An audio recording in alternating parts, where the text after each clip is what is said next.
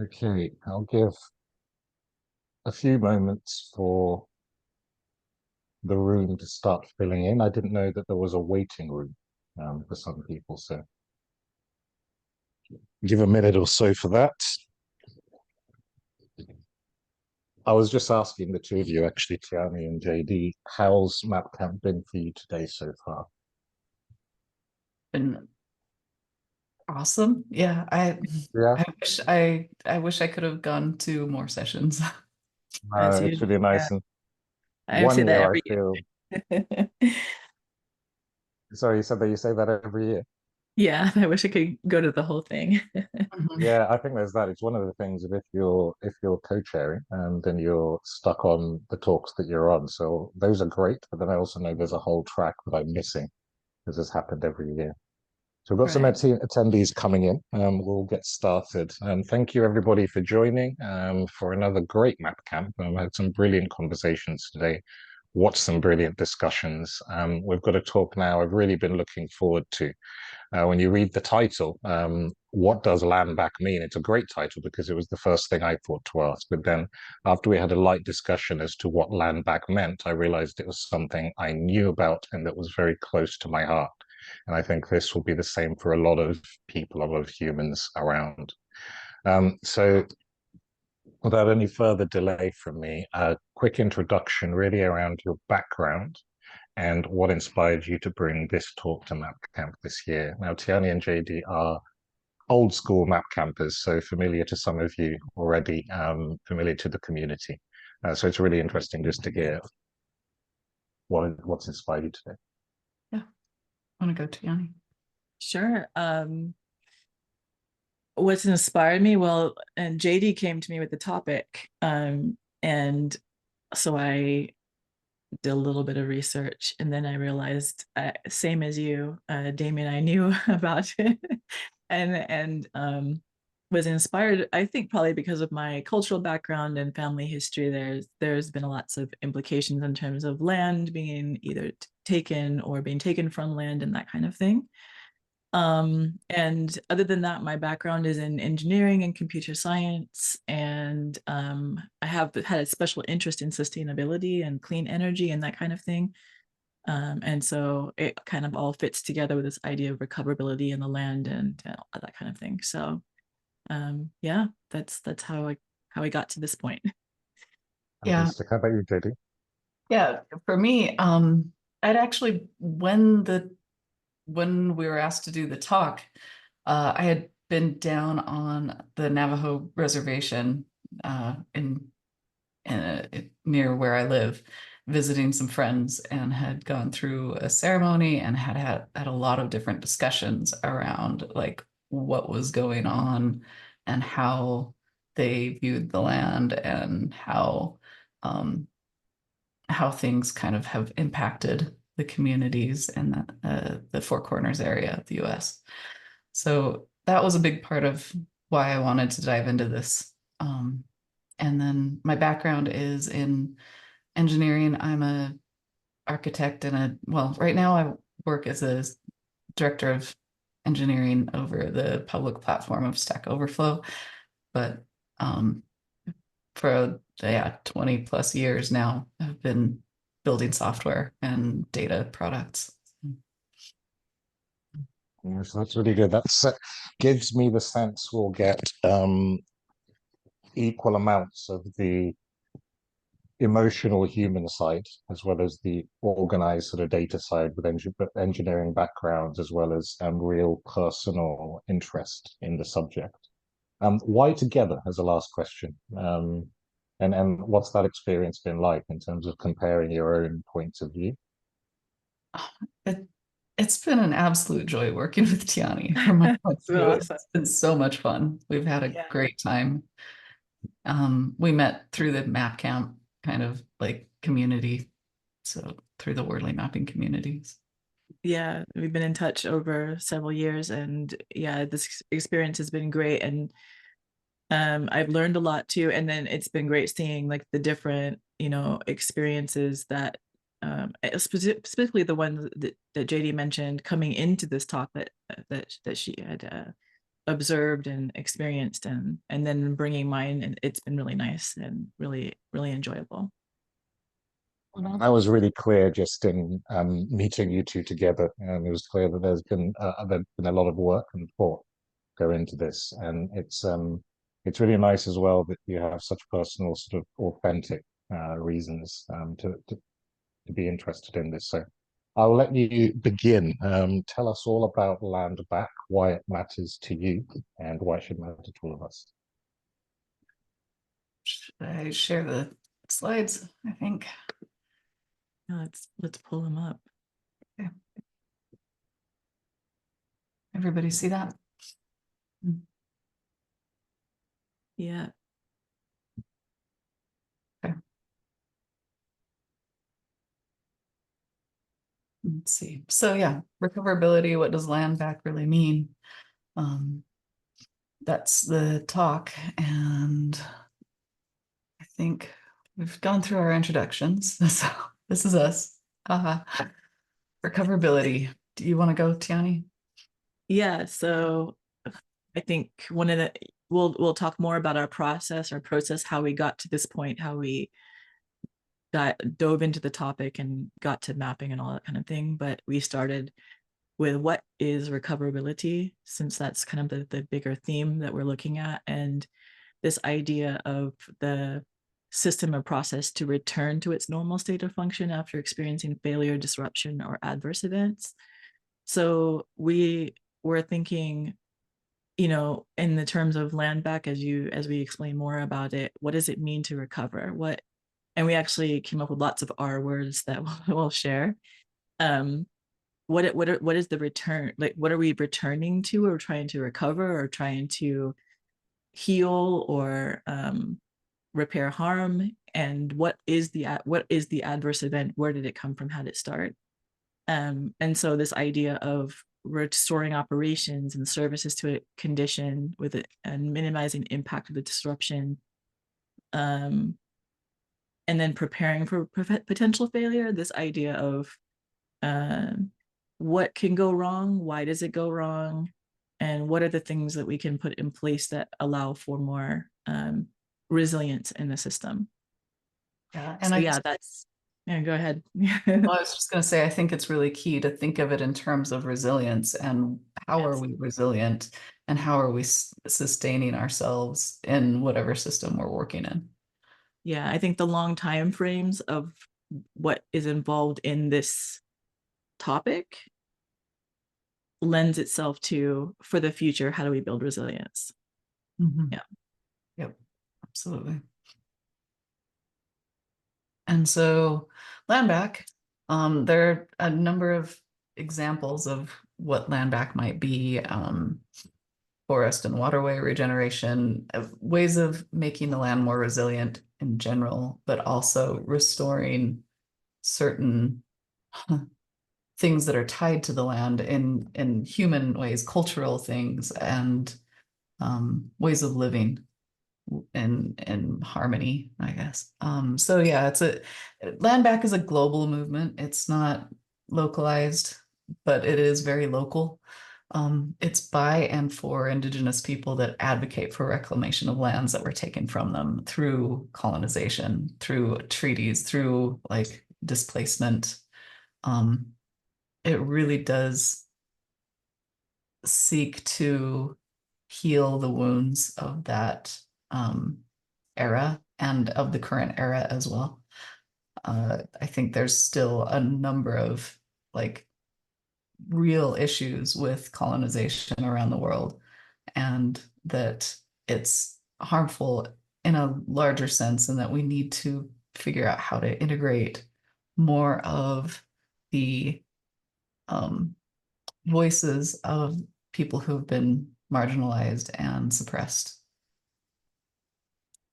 And mainly it does focus on large scale land repatriation, government, corporations, national parks, government owned lands, territories, rather than like taking individual plots of land.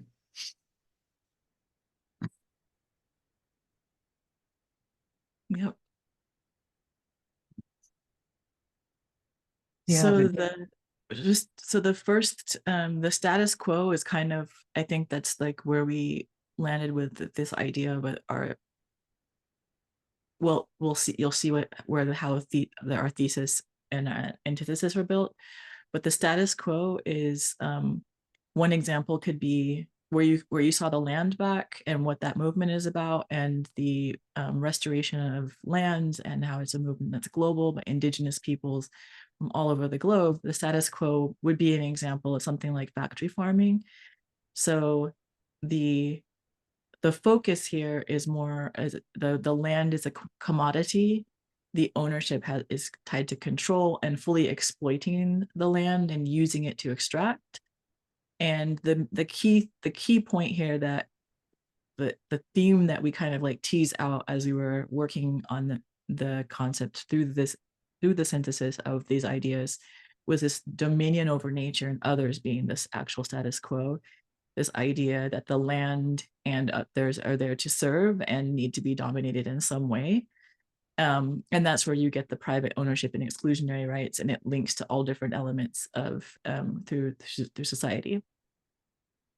It's deeply entrenched, and the other idea that we thought was really important to call out, that was very early in our exploration, was the idea that the land itself has a natural agency, and we explain a bit more about what that is.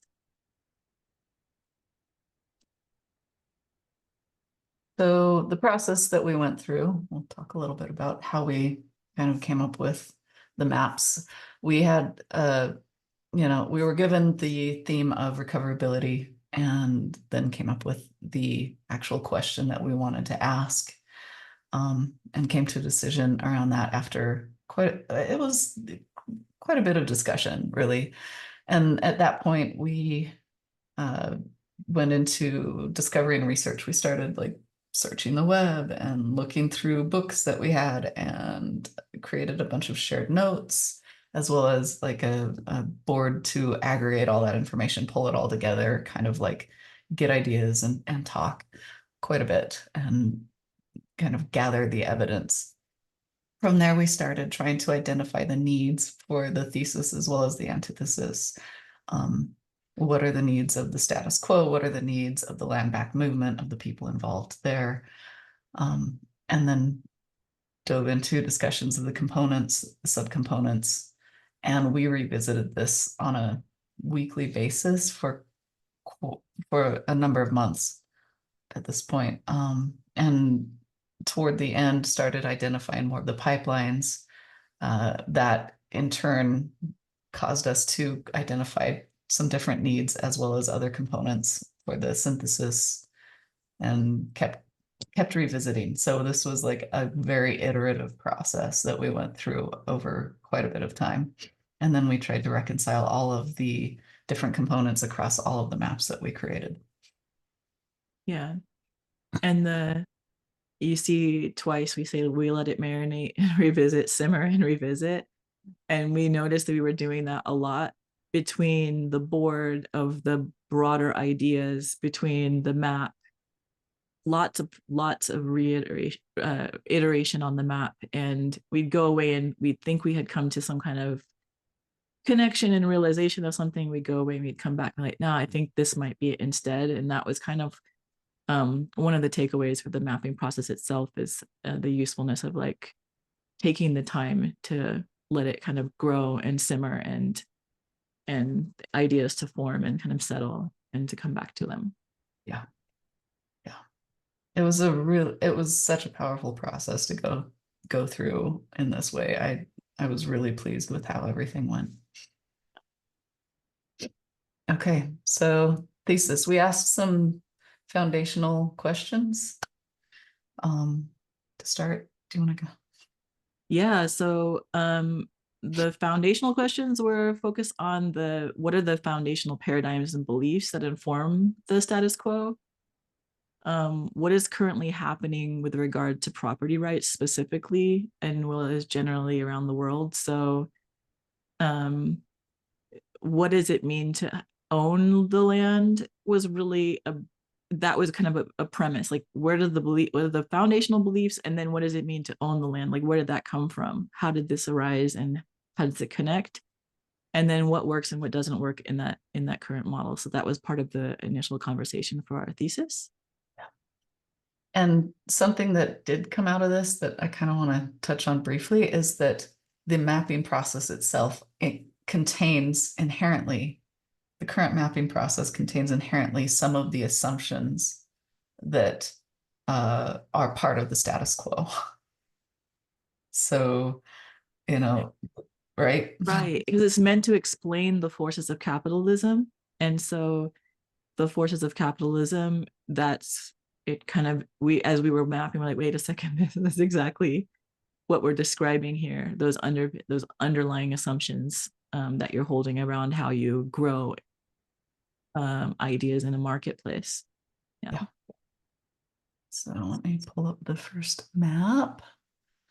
This is our power over migrant colonies status quo and thesis map. We can start diving in there. Yeah, maybe I'll just do like a high level summary of what the thesis represents, and then we can explain a little bit more about the map specifically.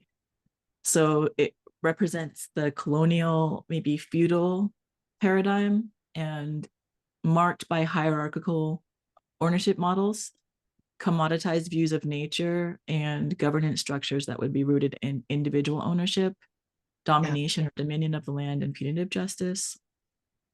And I think I've said before that the land and the resources are commodities in this case, and power over nature is the key theme. So control, rigid ownership laws, and economic exclusion as a form of social order.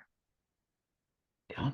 And I think it's important to talk about the needs that we identified, because what we saw was there's a certain select subset of people that are kind of looking to control the land. And this is rooted in aristocracy, and it's rooted in some of the economic exclusion that we've identified in previous map camps, neoliberalism and whatever else, and that it is founded with good intent around the protection of the property and a protection of the land. If you think back in history, how these structures kind of got built, there's a protective aspect, and that certain people were considered part of the land, and then certain people were considered like the stewards of the land. And yet, to a certain extent, it was a very extractive model of dominating and, tilling, I guess, in some ways. Yeah, and it relied upon the power to continue. It relied upon the power over dynamic. As you can see, we put like fealty in the feudal network, the aristocratic ownership and the laws reinforced that. And then the traditions that we thought were important, we knew that we probably weren't capturing all the traditions, but these were the ones that we kind of like that popped up and seemed to make sense, and we're paying attention to.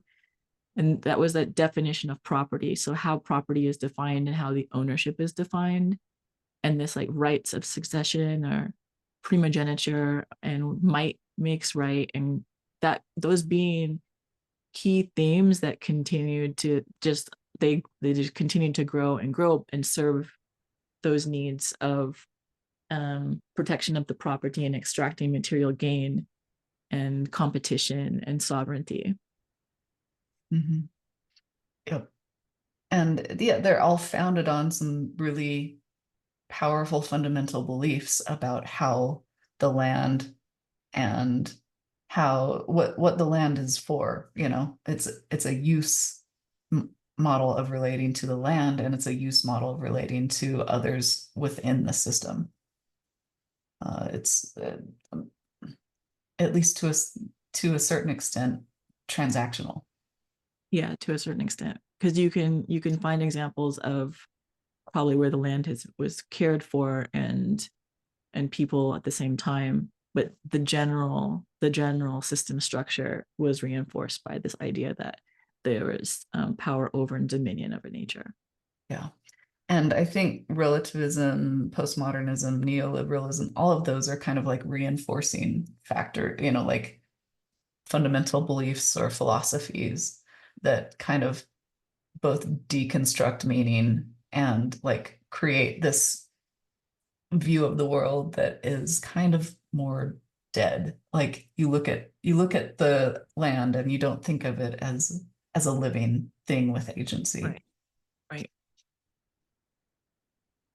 That was the key, one of the big parts of the mapping the power over dynamic, is the idea that the land doesn't have agency. It's to be consumed, to be dominated, to be used. It's there to extract from. And somehow maybe not starting with that as the concept, but in time that becoming what the system produced. Yeah. Yeah. I think when it's codified into laws and there are, governance structures in place that our court systems and, European type of things are all based in aristocratic power structures, right? So they reinforce viewing the world around a certain way, and that reinforces how we steward the land. Yeah, especially that idea when it becomes private ownership, and then you're excluding from access to the land, excluding from living off the land, from excluding. Some are excluded and some are not, or there's it's regulated to a certain degree by those with the power. Right. That was really marked. And that affects the animals, the plant life, Right. down to some, the composition of the dirt. Right. Those exclusionary practices, the how we choose to say that these sets of animals, these sets of plants get to live, these don't, right? That it's a very colonial mindset around, and it's rooted in how we view property rights and this use of the land, the transactional relationship. Yeah. We'll definitely talk more about the land's agency, because I think that was probably the strongest point that we came to very early in discovering in this process of mapping this topic. Yeah. And for me, that was like one of the strongest points, that it has agency, but it's not recognized in this case. Yeah. And I think having maybe we'll get into this a little bit more, but the view of animism versus, like a monotheistic religion also like ties in to a lot of this, right? Where there's a belief system that is like you're separate versus a belief system where you're part of it. I had a question on that, and you've just sort of started answering. I was going to wait till the end, but I was really curious as to how you might overlay religious cultural beliefs. We discussed my culture, where the land is ultimately bestowed by a god, and so your right to that land is related to your link to that god. And of course, where we have conflicts around that, then it's the issue with somebody else is that they're an outsider. So I'm just curious as to how that would be represented, whether it would be a single node or whether actually what I'm describing encompasses more components. I would think it would be on the fundamental beliefs and influencing the traditions and within that pipeline. Yeah, and I see dominion over Definitely. nature, which Mm-hmm. Yeah, the meaning making specifically, because what you were just describing is how you make meaning of the world and yourself and the purpose. And that I think that's part of it too. Well, it's there connected into the traditions and the fundamental belief, the meaning making. So I think that whole line right there is where you get and it changes over time too. what we see now as status quo is probably the least connected probably to nature than it might have been when some of these ideas were forming and some of these structures were forming. And it was not with intent that nature and agency and belief systems would move everyone in that direction, regardless of the belief structure. I think it's kind of how I see it. What we started to clue in too is this idea that it starts one way and it kind of morphed into something based on those legal structures, and the power over create these feedback loops that grew and moved things in that direction. More disconnected over time. Yeah. And I do think the view of being like a lot of dominant religions, at least in Europe and the Americas, have a view that you're separate, you're sinful, you're separate, you're a reject from Eden, right? And I think that does play in to how you, whether you feel like you're home, whether you feel like you're coming home, and we'll dive into that a little more too. Yeah, Where it's actually, fascinating. yeah. I, now that I successfully derailed your flow for a couple of seconds, I noticed there is a question in the chat. Yeah. I'm going to ask if you can interpret it. It's a little bit late in the day for me, so I might be missing it. What about the performance paradigm as a need? Performance paradigm. I'm guessing that would be the performance of the land, the efficiency and the effectiveness of the land. And that would be, I think, that concept of dominion over nature and how, you're actually like using the land for whatever purpose you deem as necessary, regardless of the system in which it's currently existing.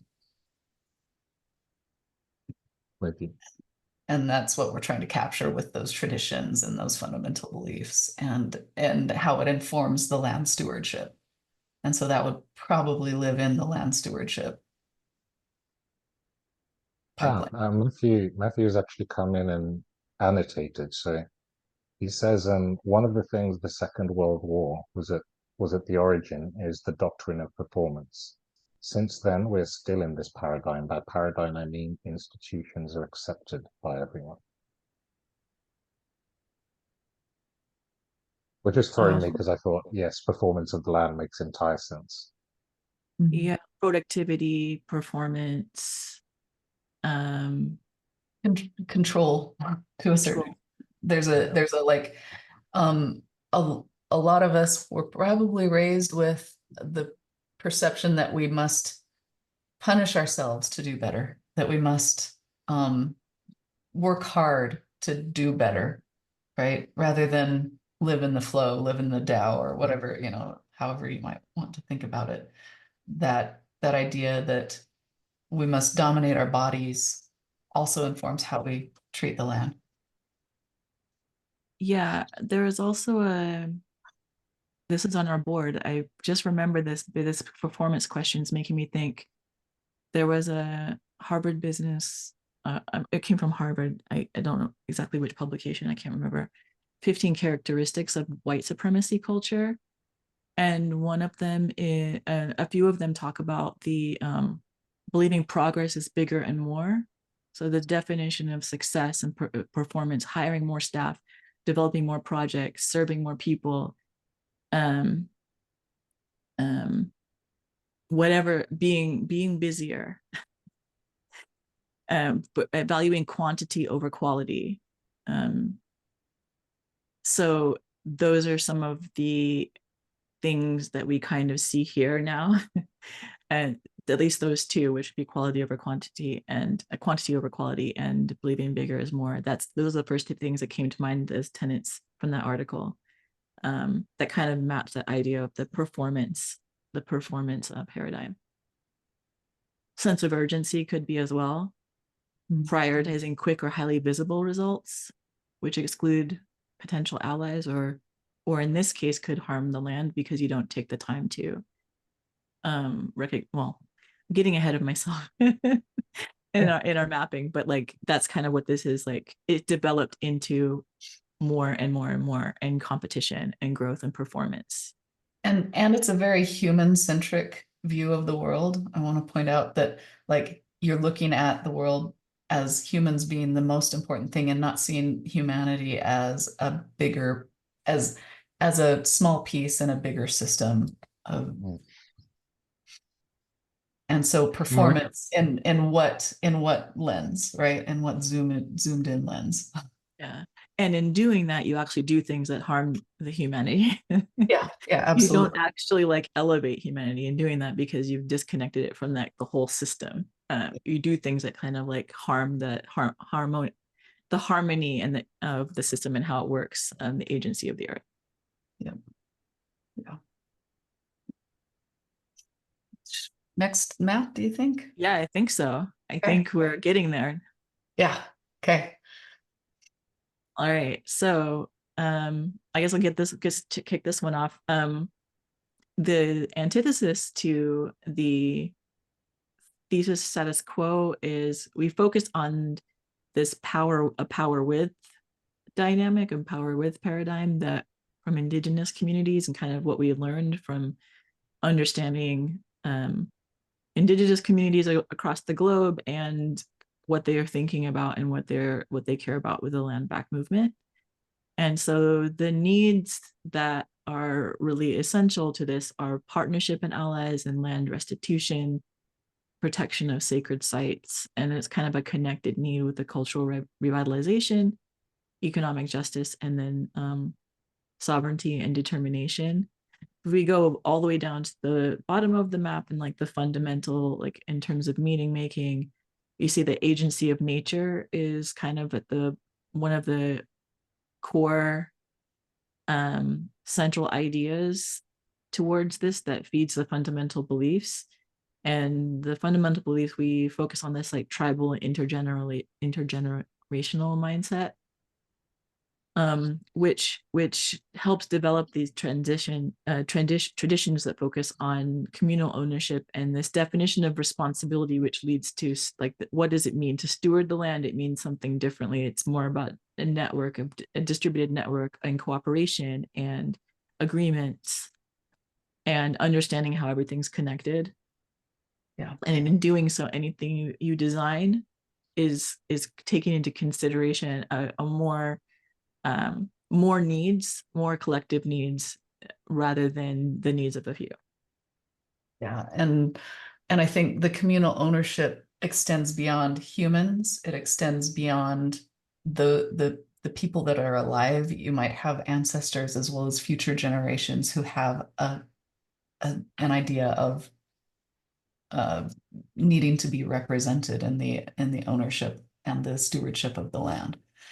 And that's something that helps you think in a bigger picture, kind of like how do you fit into the system?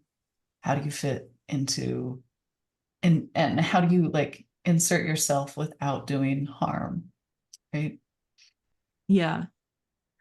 And this perspective, it focuses on the need to return land and resources to the community, which it challenges the like a feudal paradigm because you're focusing on the distributed network and shared governance. Yeah. Again, this agency of nature, stewardship means something other than dominion. It's more of like you're collaborating with nature because nature you can learn from it, and it has its own intelligence. Yeah. And it has autonomy and agency in certain ways. And it promoting restorative justice and reparations and cultural revitalization are components that would for healing damage. So that would be kind of the steps focused on like full recoverability to a former state is how that would be described.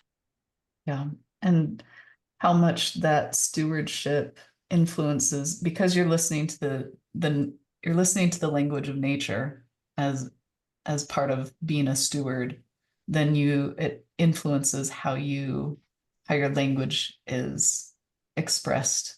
It influences the culture. It influences the agreements that you are trying to keep with all of these other entities within the system, right? Yeah, so I think the antithesis in this case, for it, like, it leans into the idea of recovering a balance between humans and nature, which is what was lost somehow in the the power over dynamic always leads to some kind of disconnect between humans and nature, and more of a power with the dynamic allows you to preserve that, and that's where you get that resilience. You have a more resilient system when you preserve that balance between humans and nature, because it's kind of considered as one. Yep. And it brings about a greater level of economic justice because you're trying to consider everybody's needs rather than just a select few. Yeah. And I think it redefines what sovereignty and determination are in a very profound way. And it was interesting just placing these things on the map, trying to think about them as, Genesis custom product commodity, because it doesn't really fit. And we have some notes down here around, like, Genesis is really the failure modes. So we kind of recontextualize the map around the failure modes and the resilience and the recoverability paradigm. Yeah. Yeah.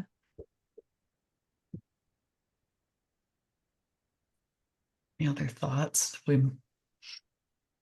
don't know if I have any more thoughts on this one. I think that's pretty good. Like, how do we bring this together is probably a good next step. Okay. Here's the next map. Just a question from Matthew. He says, just to be sure, the map, is it a present or past map? Which is always a really interesting question. What's the time frame, especially if a map is showing trends? So he's just asking, is this a snapshot, or is this a trend map over a period of time? I would say they're present, current status quo, and all of these currently exist in the system, all of these views and mindsets. No, that's helpful. Thank you. Yeah. And then here's our synthesis for a modern or maybe a meta-modern society. We tried to define those needs around sustainable growth, providing the most freedom for the most beings, security as well, sustenance. We all need food. Everybody needs to be able to provide for themselves, and we want to make sure. And land back isn't about taking things away from or feeding fewer people or anything like that. Or it's about actually trying to create a greater abundance with in cooperation with the land. Yeah, because we realize that we have land boundaries, borders, countries, territories, all of that exists. And it's not about making the antithesis map of full tribal, indigenous ways of being with the earth. It's now about how do we move forward and integrate those ideas and grow those ideas about that expand and deepen harmony with nature, and recognizing the agency of nature, and then repairing harm and bringing those ideas more closely together and expanding them across the globe. That's kind of more where it's not just adjacent possible, but that's kind of the first idea, like what could be the adjacent possible, because it's not replacing something else with something, so replacing one thing with another thing. It's now like bringing both of those existing concepts, which do kind of work in opposition in a lot of ways.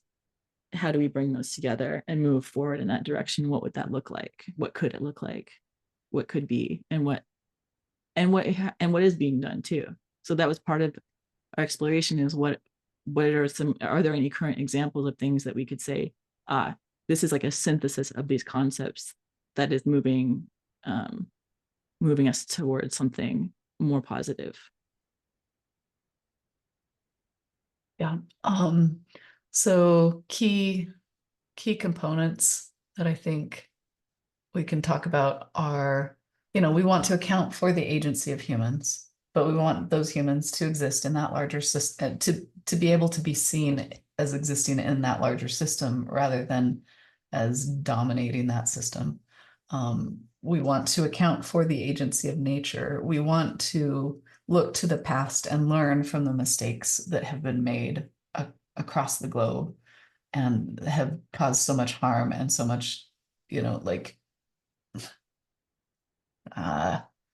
destruction, ultimately destruction that is harming the ways of life of people across the globe. The thing that one interesting thing that we identified is that this modern society would have to have some kind of like amalgam of the distributed networks and the centralized networks, and something like a hub and spoke mesh network might emerge. There are a lot of context dependent constraints that would need to be taken into account both locally and globally. And that's part of that has to be integrated into the land management practices. It means we need to look at like, how are we architecting the earth and thinking about what are we doing with it? How do we want to fit into the system rather than, take this completely extractive model? We need to, create a society that allows us to use the land to a certain extent.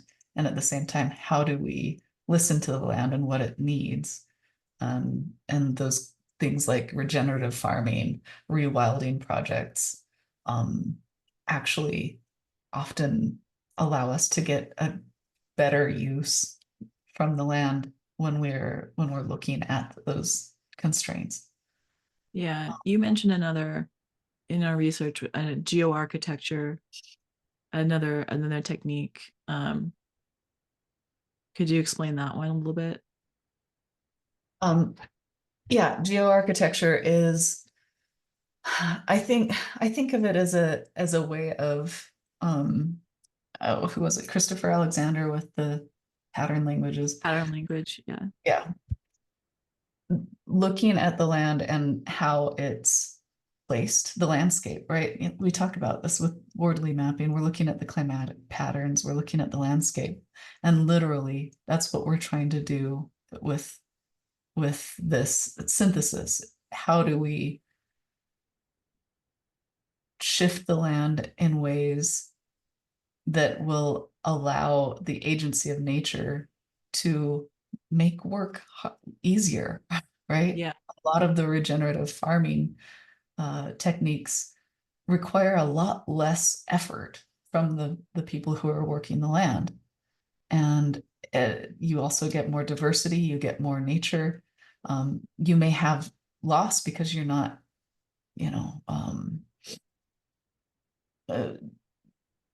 putting down a lot of chemicals and kill, but you'll have a greater return overall. Yeah, and this idea, it involved like designing with the land in mind, allowing its natural flows and tendencies to guide the human interaction. Mm-hmm. And that's how it aligns with the indigenous practices that promote symbiosis rather than exploitation. And so much of it does really hinge on how you conceptualize home, how you conceptualize home within your body, within your felt sense of awareness, the feelings that you have being acknowledged and heard within your being can get translated into how you actually interact with the land. And that is a really key like thing that I think might be a strange idea for a lot of people, but is so powerful when you say, oh, I have this feeling in my body. I'm going to listen to it because there are no inner enemies in our body. We're going to listen to it and hear why it's trying to sabotage us. Um, there's a story I heard about the origin of the word sabotage. It was related to France in World War II, talking about this performance, like performance mindset, Yeah.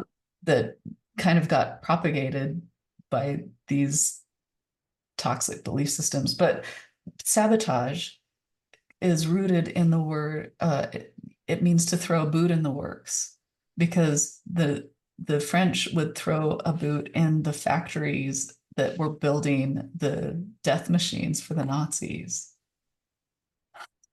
And so sabotage can actually be a positive thing when you see that there are no inner enemies, when you see that people are not our enemies, that they have pure and powerful reasons for doing what they're doing, and we need to understand each other more effectively. And that's part of listening to the land as well. Yeah.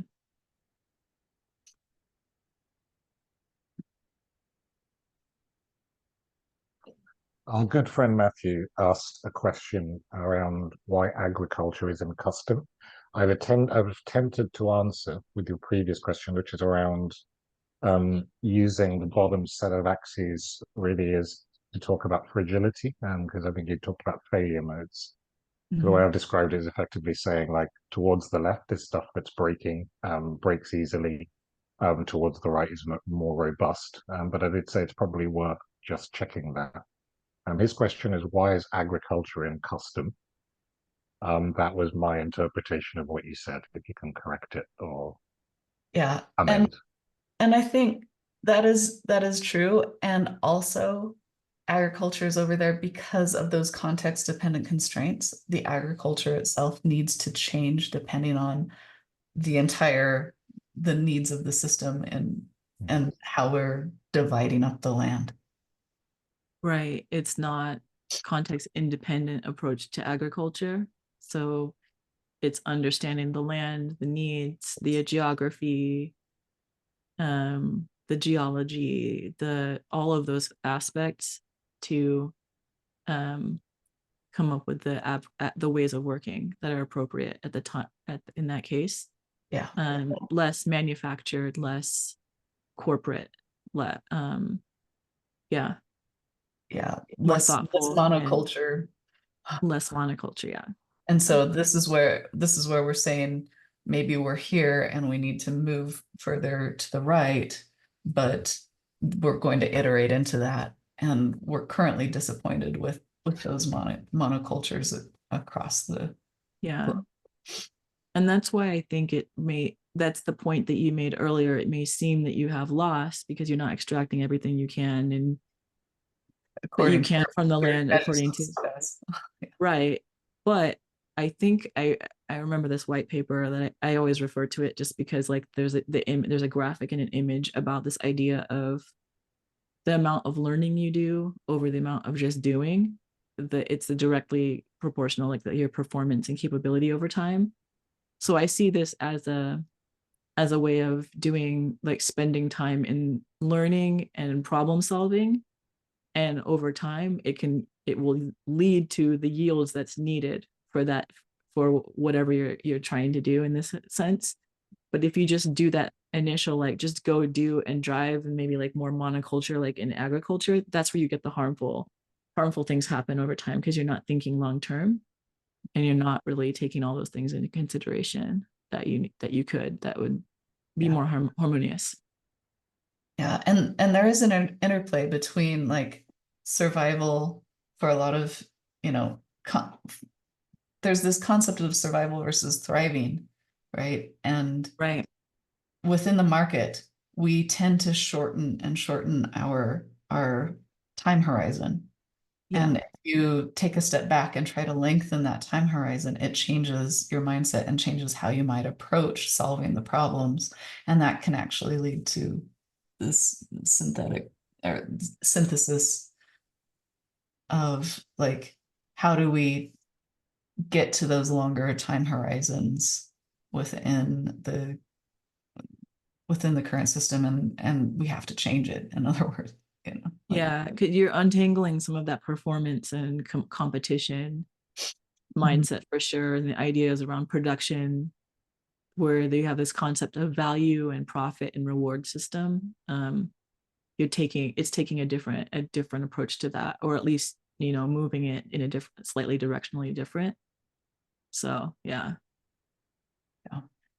And so the idea is that these land-centered patterns are, on an axis of evolution in this pipeline, and that we need to take different land-centered patterns as our clues in order to evolve agriculture, community planning, travel, that account for form and function, natural habitats, and the water cycle.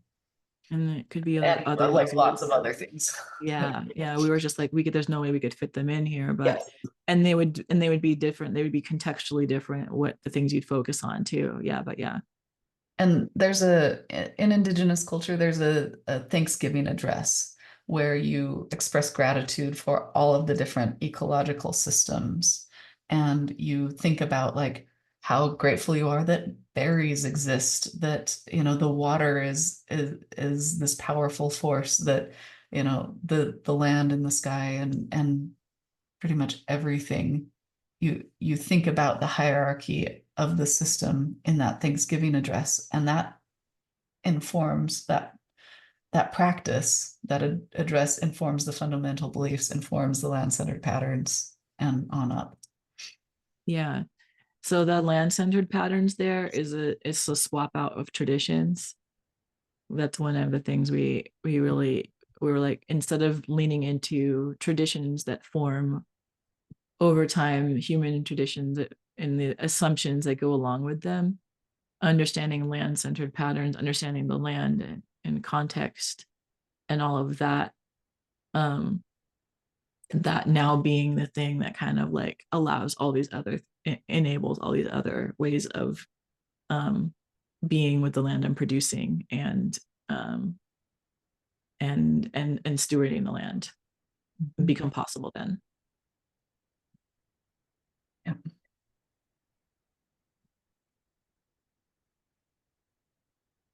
Oh, and it redefines respect. That's another thing that we kind of didn't go into, but respect gets changed, and how you conceptualize around what is respect becomes a lot bigger question, and one that's very, informed by these beliefs, but still quite subjective. Mm-hmm. And that definition of respect is often what informs how you think about freedom and what is free. Because if you're constrained by the system and you can't do what you want,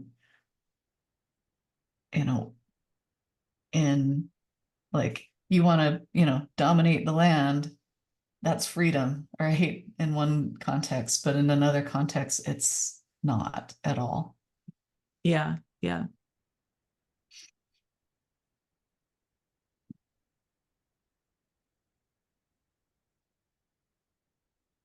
So should we, yeah, any.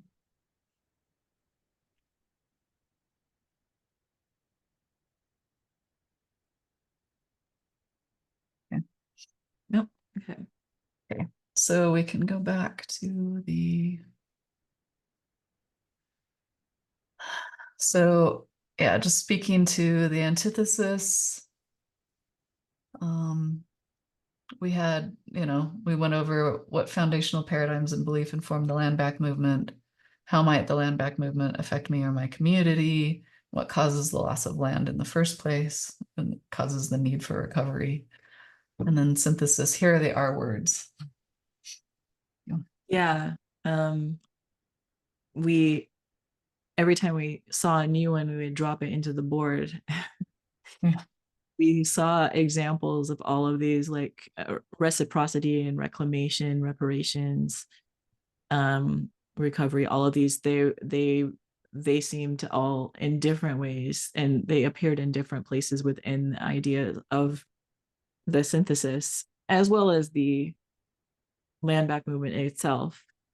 Um, and like I mentioned a couple minutes ago, the one of our key findings was this idea that traditions was really important across the board in both the other framings. In this case, we're saying untangling traditions because they tend untangling from traditions and thinking about the land-centered patterns is more robust and more resilient and more more R words and more reliable in terms of bringing more harmony to the earth and stewardship practices. Do you want to talk about the context dependence aspect of it at all? Yeah, we could do that. So yeah, the context dependence with the synthesis, where it's like we want to have indigenous people managing the land and use indigenous land-centered patterns.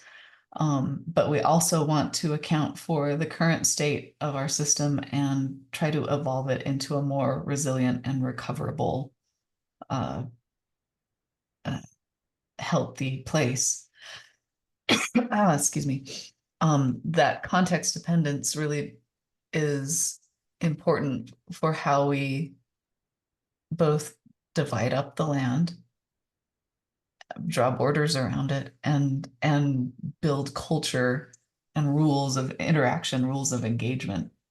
Yeah.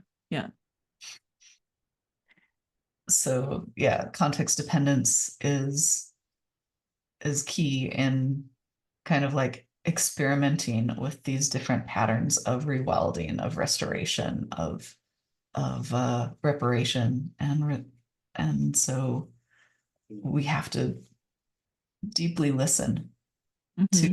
to the context. Yeah. Any other thoughts? Not on my end. Okay. Yeah. So we thought about examples of how is like actual examples of a synthesis of these ideas in current in the world. And so we have a couple of examples we could share that zero in on this a little bit more and bring it to life. Maybe go to the next one. Yeah. So there's an estate in Dorset. I follow their channel. It's actually the Viscount, and Viscount is Hinchinbrook, the heir to the Earl of Sandwich. And they inherited Mapperton Estate, or they will inherit, but they've taken over the management of it. And they have a whole program around rewilding, restoring natural habitats, increasing biodiversity. So they've reintroduced animals. So I don't. Do we have reintroduce as one of our words? I don't think we do. They brought back and reintroduced animals that existed on the land for many centuries. They've removed all of the traditional agricultural, or I think they've reduced it, and they're trying to untangle from the traditional agricultural activities so that nature can take its course, as well as they're bringing in more sustainable agricultural practices. And vegetation has been huge, so they have several gardeners and experts that have come to help them reintroduce native vegetation. They have in addition to that, the public spaces have been expanded. So, typically people can walk across the land and enjoy it, but they've now expanded that into more places where the public can be welcome onto the land and learn from it, community events, sustainable practice education. So all of that is being demonstrated, even though we have, you know, excuse me, the Earl of Sandwich owns the land. Yeah. So it's a reconceptualization of aristocracy. Yes. Like the tenants on the land, the practices on the land, the access to the land. And they do have a beautiful Italianate garden, which is very manicured and has some like different kinds of plants. But then once you go out of this beautiful garden, then you have the rewilded wildlands, and you have access to enjoy them, camping and trails and all kinds of things like that. So it's a demonstration of a more harmonious balance between nature, more community sharing, community access, and all of that is one example of kind of moving things in that direction while you still have a steward of the land, but they're trying to steward wisely and more collaboratively. I have to say, I absolutely love the name. You know, I don't know whether or not it was part of the selection, but I feel like maybe they should sponsor us or, you know, anything. Mappertown, Mapperton. It's perfect. I I think know, isn't that, it's quite, yes. the next in-person meetup of Map Campus should be at Mapperton. Yeah, I was in touch with the Viscountess like a couple years back. Like, just I liked something, and she wrote back to me. So I was like, maybe we should share this talk and see if they would like share more about what they're doing on their I estate. think that's the best name drop of the day. I've been in touch with the Viscountess. I mean, it was an Instagram DM. It was nothing, nothing big. We'll take we take what we get. That's true. That's true. Yep. And so we have another example just of recoverability and synthesis, and this kind of goes into the geo architecture. 2022, they finished a, a re repatriating, I don't know, rewilding the land. And I've got some other pictures here that I can show you, but in the 1880s, they basically cleared the land for farming strawberries and realized that this affected the wildlife and the salmon and the trout and all of these fish were dying out in the ocean because they didn't have the time to grow the hardened scales that would allow them to survive in the ocean.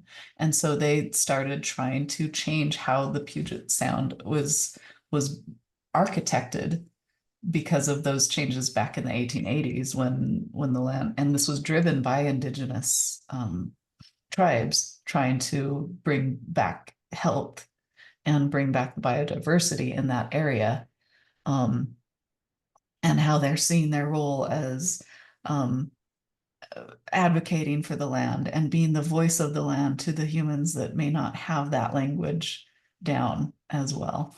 And here's some example, like some pictures I wanted to show. Here's them geo-architecting the land, and we can share the links later if you want to watch the videos, but they're clearing it in order to make it so that it can allow those salmon to survive in the ocean more effectively.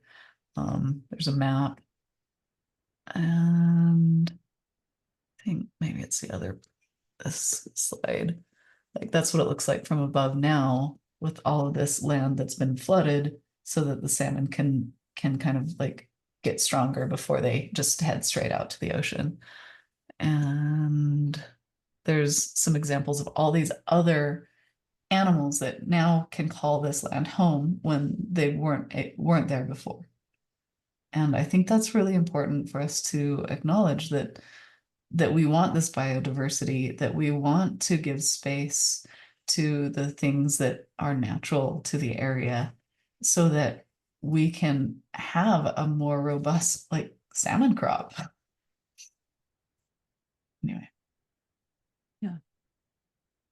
I think that kind of goes into it. I will stop sharing. I think we have some extra time, but Yeah. Oh yeah, that We was our do. conclusion. yeah. Oh No, wait, no, did I? that's good. Yeah, Oh we no, still we do have a conclusion. I should have. Let me share one we more. have some takeaways. We do have some takeaways. I apologize. That's always good. Let's see. Um, yeah, Yeah. there you go. Go, Tiani. So we the concept of a relational paradigm is what emerged very strongly. And so understanding what the relational paradigms are and how those enable serving of the needs of the community. And I want to highlight that a relationship is really just an agreement between two entities. And so if you define relationship in that way, everything else kind of makes more sense. Yeah, the idea that of agreements and not like, you know, the shaking of the hands and agreeing to exist and to work in a certain way. The other key takeaway was this centralized versus distributed networks, so the hub and spoke mesh network being really important and useful to allow this synthesis of the land back indigenous ways of being with the land to integrate with modern ways of thinking. And then, yeah, and the last one again on the working agreements between natural, cultural, and land revitalization. So connecting those to recover the balance between humans and nature. Yeah, and again, really key thinking about like the patterns of interaction, those cultural values, and how you are like understanding the relationship between all of these different entities that have agency that don't get accounted for in the current system. Yeah, and those land patterns allow multiple cultures with different traditions to come together because now they're centered on patterns that they understand from the land, which allows for more agreement to take place. Yeah, it shifts the conversation to what to the heart of like what do we agree on and how do we want to take into account the immediate short-term needs as well as account for that seventh generation principle that you think 7 generations ahead and 7 generations back in order to make a powerful decision. Yeah. I think also certainly the conclusions, or at least the stories that you tell that come from the maps and from the research, um, has a potential value in terms of education for actual stakeholders. So if I think of Africa and some of the people who homesteaders, individual farmers who look after land, and you think about the issues we've had around their education. So younger populations have been educated outside of Tanzania. No one really went and did a program of educating adults. So just having the language, a sense of each of the components, and being able to describe, to understand the things being done to you. You know, everybody can say, yes, I've not got access to my land, but they may not necessarily have a really good handle on all of the levers that they could ultimately pull or use on. And you often get that where people will get that from a story. You know, X is happening in another country. They're rioting over land use. Why aren't we rioting? What's the difference? And that sort of starts a conversation. So the whole time you've been talking, I've been actually thinking about people I know and helping them articulating their own problems. And I think it's not something you've mentioned, and I'm just really calling out that there's probably a huge value there. Maybe not necessarily in the mapping process, but once you've got the story, a snapshot of what's happening in a particular place, I think that's super valuable. Mm-hmm. Yeah, absolutely. That reminds me of actually a talk Kat gave. I heard about a year ago. and it was around responsible research and innovation, but this idea of when people cannot capture and don't have the words to describe their needs, creating ways of interacting and tools to like help them explain it in the ways that they can, and even expand the toolkit of or seeing how things connect and seeing, different ways of expressing it and understanding that being really useful and helpful. So that's kind of interesting that you brought that up, because I Was remember that the that from epistemic justice the Avengers? I remember epistemic. she said, Yeah. yeah, that stuck in my mind too. That was a Mhm. good couple of years ago, at least a couple. So I think it was two map camps ago. So that's quite telling. It was, No, yeah. brilliant. Really great job today. Thank you so much, especially after such a long day, right? So holding everything that you've prepared for and that you've been talking about, and then going through the whole of map camp to sort of bring us through at the end. That was really high quality. The amount of work and thought that you put into it was just clear. And as I said to you earlier, so was your passion around the subject, which I certainly really enjoy. So So can I speak to your question just a little bit more? yes, we have time. Okay, so the thing that is key, Sorry, what was my question? This your was around. question around helping people Ah, yes, yes, speak yes. to Helping them. their issues.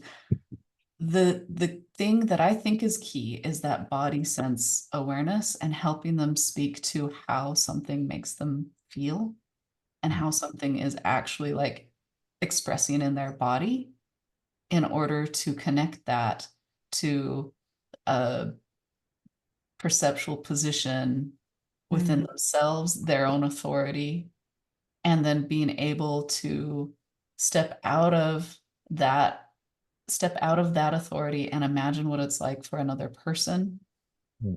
and then being able to observe that um the interactions between how those people are like interacting, so that as you step across these different perceptual positions, when you do that, that's what actually builds resilience in your own authority, as well as being able to like have compassion and observe without bias, right? So this you start and with what am I feeling? What is happening?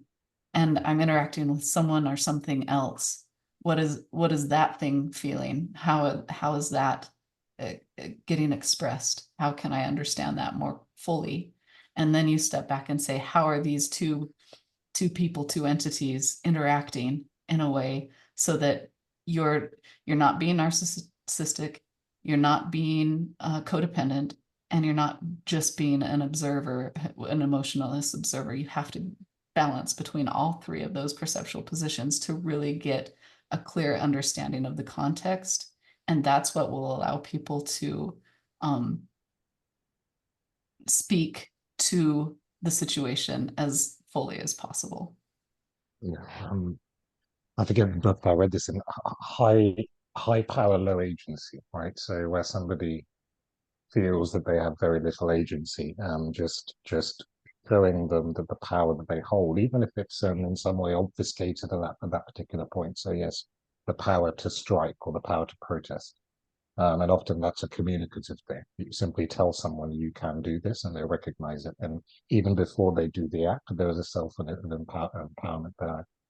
I hear exactly what you're saying. Corruptible. And I forget the title. I'll share that with you offline. But there's a brilliant book. It's a psychology book about basically corruption in human corruption, right? And it talks about the psychology of it, and it touches on exactly what you just said there. Levels of agency and awareness of that. Yeah. Yep. And I think that is Brilliant. Are you going to key. be sharing your slides or publishing them anywhere? Sure. We can. Yeah. Well, it's just a thought. So literally the last thing I've just said was, hey, this has power in other people's hands, and perhaps with a little bit of a, and I suppose then is where are the landing points? But certainly last time I was at home in Tanzania, not Kenya, I remember going home to the village and speaking to one of my cousins, and his first question, so he's seeing his cousin he hasn't seen for 2 or 3 years, and his first question was around seeds. He really understood that there's something bad going on with the way seeds are supplied and that none of these seeds are natural, and that he figured, I'm no expert, but he saw me as someone who might have access to that knowledge. So you might be surprised at just how powerful a single one of those maps might be. Wow. Right. Yeah. Awesome. Thank you. Awesome. Well, thank you. I'm going to quickly check in case there's anything left in the chat.